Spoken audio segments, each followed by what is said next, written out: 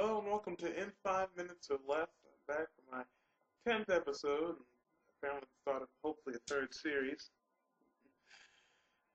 I'm Jason McKinney, and we're going to do it raw. This is In 5 Minutes or Less raw. I'm going to give you straight facts, give you straight poop. I'm going to give it to you right now. Let's start off with Betty White. Betty White, everyone loves her. She's been on fire in this year 2010. Ever since she appeared in a Snickers commercial, she has been just great. So, she's gotten a SAG award for Lifetime Achievement, and she's been just everywhere, and people wanted her to host SNL. So, a campaign was started on Facebook, Betty White to host SNL, please, and SNL heard it. And Betty White hosted this past May 8th, the Mother's Day episode, which was an episode that brought back also Tina Fey, Amy Poehler, Rachel Dratch, Anna Gaster, Maya Rudolph, and Molly Shannon. It was a great episode for her. It was just great to see her doing her thing. She became the oldest host of Saturday Night Live at 88 and a half years old, beating out Mystical Spellman, who was 80 when she hosted back in 1977. I love Betty White so much. I loved her. Sue Ann Nivens, Rose Nyland, just being on Match Game, just being on Password with Alan Ludden. You can't not love Betty. So, Betty, thank you so much for that, and it's great to have you. Tuning next with the SNL when Alec Baldwin hosts. That's always funny, and it's his 15th hosting, so he'll tie the record that Steve Martin currently has. Our next one is American Idol, the top 5. I'm finally glad I can put my stuff about American Idol in voice.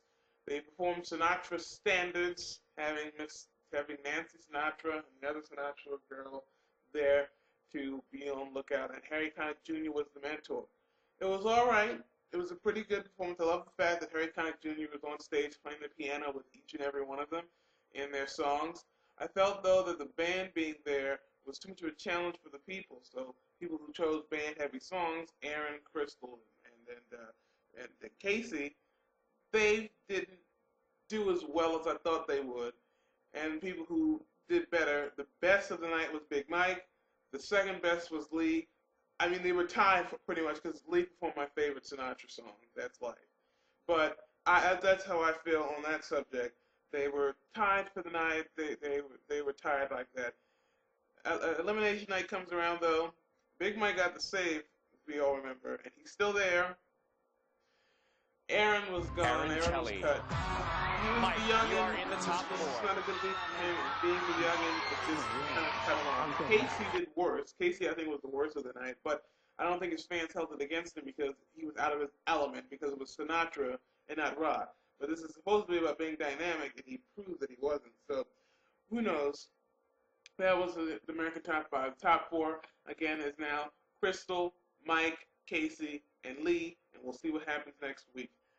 Our next topic is Lawrence Taylor. What in the world was Lawrence Taylor thinking? He has been arrested and charged with rape because he apparently raped a 16-year-old runaway girl who was held hostage by a pimp. Now, a pimp has been charged, but Lawrence Taylor is in trouble, and this isn't the first time he's in trouble. So, we don't know what's going to happen. The former dancer from Dancing with the Stars last season is looking like a not too good Nutrisystem.